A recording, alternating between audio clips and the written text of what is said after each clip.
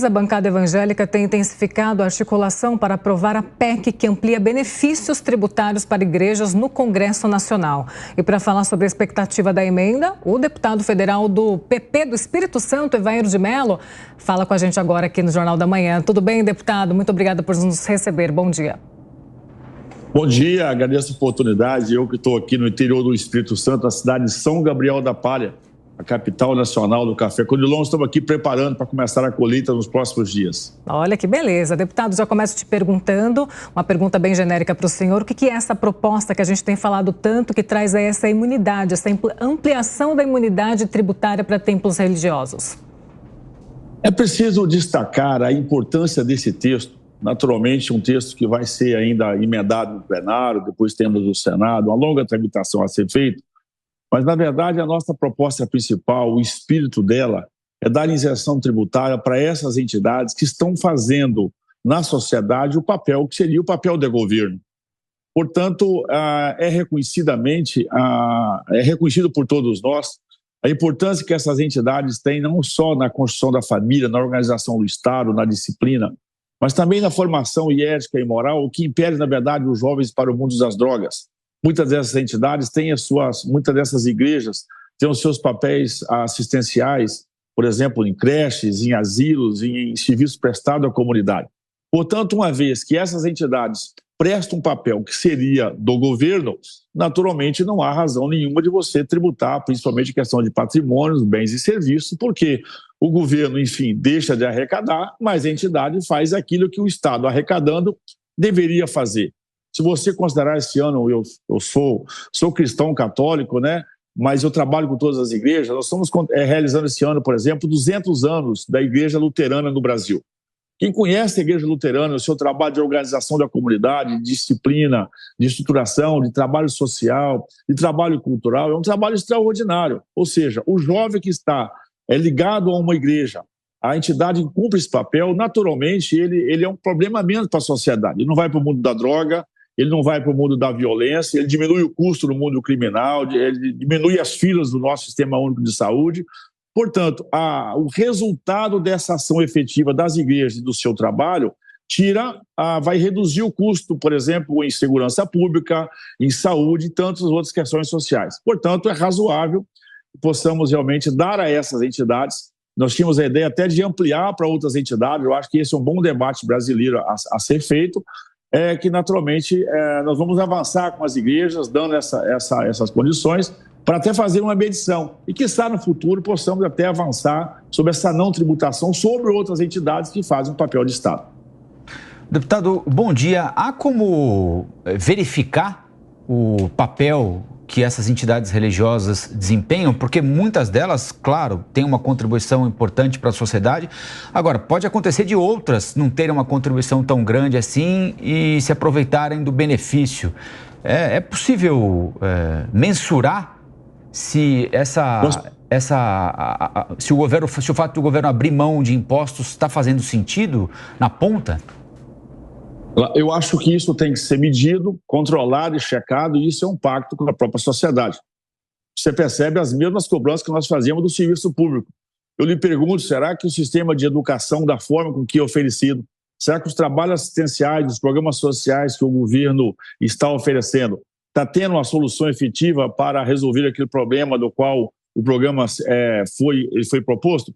Portanto, essas são ferramentas, a sociedade civil tem mostrado capacidade de dar respostas, e nós vamos ter que aperfeiçoar, envolver a sociedade civil cada dia mais dessas funções do Estado, dado o tamanho do Estado brasileiro, o desafio do Estado brasileiro, vai ser fundamental realmente para que possamos edificar esse país, sustentado em princípios no quais nós acreditamos que quando você organiza a família, quando as pessoas estão numa igreja, quando você tem esse trabalho de assistência social, volto a dizer, você alivia o outro lado, que é o mundo das drogas, o mundo do crime, o mundo da doença.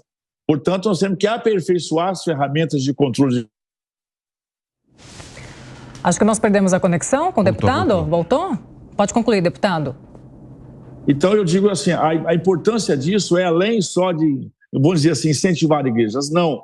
Na verdade, nós estamos dando uma condição para que entidades da sociedade civil, aí no caso as igrejas e seus trabalhos essenciais, tenham condições de prestar serviço do quais seriam as funções públicas, as creches, os asilos e, naturalmente, eu volto a dizer, o jovem, uma vez que ele está envolvido no pastoral, no trabalho da comunidade, que ele tem essa integração ali, ele preserva a família, ele tem todo um aspecto moral por trás, é um jovem a menos na droga, é um jovem a menos nas cracolândias, é um jovem a menos no mundo da doença, é um jovem a menos no mundo da criminalidade. Então, o Estado deixa de arrecadar, mas ele não vai precisar desse dinheiro, porque, na verdade, ele não vai ter o custeio desse jovem que não entrou nesse submundo. E as igrejas têm, sim, um papel efetivo, um papel de contribuição extremamente importante. Tem até um agradecimento nosso, né, que a presença das igrejas, da Igreja Católica, todas as igrejas, as pentecostais, as neopentecostais, ou seja, eu tenho um trabalho, como eu disse, são 200 aqui no Espírito Santo, além da Igreja Católica, naturalmente, vamos realizar até a Festa da Penha nos próximos dias aqui, a terceira maior festa religiosa do Brasil, a Igreja Luterana, quer dizer, porque assim, uma outra cultura é uma outra tradição. Quem conhece as comunidades onde está inserida a Igreja Luterana, o trabalho que ela faz com música, com cultura, com valorização do jovem, com integração social, com cooperativismo, você percebe que os índices de violência nesses bairros, nessas regiões onde ela atua, é infinitamente inferior a onde não tem uma atuação efetiva desse desenvolvimento da sociedade civil organizada. Por isso, dar condições tributárias para que elas possam ampliar esse trabalho. E, naturalmente, é claro, nós temos que aperfeiçoar ferramentas de fiscalização e controle e prestação de conta para que as próprias câmaras de vereadores, a própria sociedade local possa ter ferramentas de controle e validação da entrega daquilo que ela prometeu, quando não tributada. Deputados, nossos comentaristas vão participar da entrevista também. Amanda Klein. Deputado, bom dia. Eu entendo a pergunta do Rafael, quando ele fala principalmente da fiscalização, porque, afinal de contas, o Estado está abrindo mão de recursos para que as igrejas façam um papel que, como o senhor disse, deveria ser do Estado e é do Estado, né? Que tem políticas públicas de grande alcance, como Bolsa Família, Minha Casa Minha Vida e tantos outros. Agora, como fiscalizar que as igrejas, que já gozam, na verdade, de isenção tributária, né? Elas não pagam tributo, essa isenção tributária será ampliada ainda para entidades com fins sociais, para que não haja uma malversação, um mau uso desses recursos. E mais uma pergunta que o ministro da Secretaria de Relações Institucionais, Alexandre Padilha, não respondeu quando foi perguntado essa semana, é se essa isenção será, isenção de contribuições previdenciárias será estendida, por exemplo, para os pastores, para os padres, para a prebenda dos pastores, que é o equivalente ao salário que eles recebem nessa PEC das igrejas.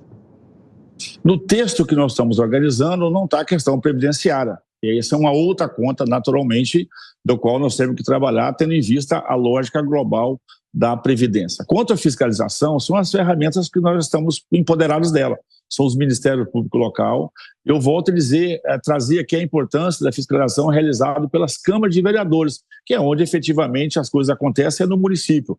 Então, o empoderamento das câmaras de vereadores, o empoderamento do Ministério Público Local, criarmos ferramentas de controle, prestação de contas, transparência, com medição de resultados, tudo isso é passível de ser facilmente instalado e implementado. Não é por ter o desafio da fiscalização que nós não vamos permitir que esse trabalho assistencial tão importante prestado para nossas igrejas possam chegar a todos os brasileiros, que muitas vezes faz, naturalmente, você falou o programa Minha Casa Minha Vida, o programa do Bolsa Família, são programas importantes. Você percebe que as ferramentas de controle, gestão e medição de resultado disso, na verdade, estão muito aqui daquilo que a gente gostaria. Volto a dizer, o empoderamento das câmaras municipais de vereadores, das controladorias municipais, das procuradorias municipais, do Ministério Público Local, ferramentas de transparência e medição, inclusive, disso, né? A gente pode, inclusive, fazer essa medição, por exemplo, nos índices de violência, quando você prende um jovem, quando você faz uma abordagem de um jovem, quando você aprende o mundo da droga,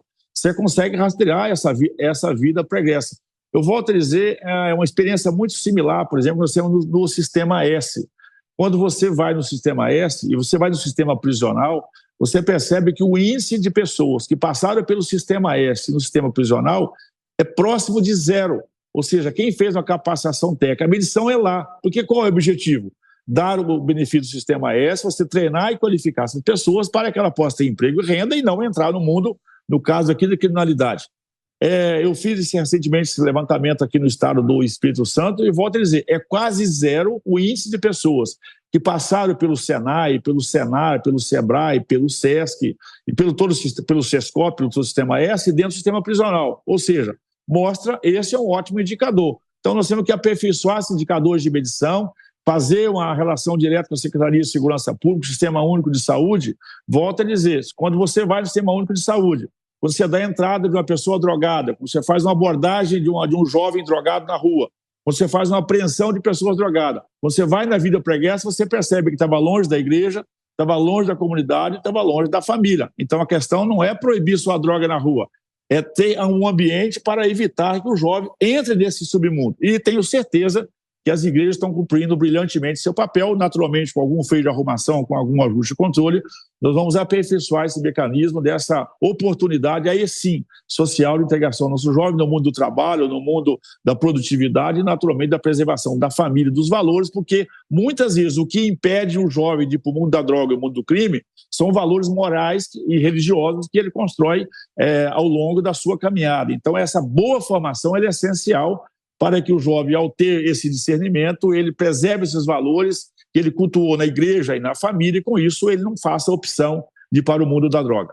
Deputado Evair de Mello, muito obrigada pela participação no Jornal da Manhã de hoje. A gente te aguarda mais vezes. Até a próxima. Obrigado, e eu estaria à disposição e agora tomando um bom café aqui no interior do estado do Espírito Santo. Até mais, tchau.